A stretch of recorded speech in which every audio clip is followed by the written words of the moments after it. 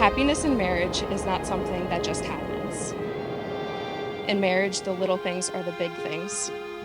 It is never being too old to hold hands. It is remembering to say, I love you, at least once a day. It is never going to sleep angry. It is at no time taking the other for granted. The courtship should not end with the honeymoon or the mini-moon. It should continue through the years. It is having a mutual sense of values and common objectives. It is standing together, facing the world. It is forming a circle of love that gathers the whole family. And I think everyone here can agree that the two of you are capable of being the right partners for each other.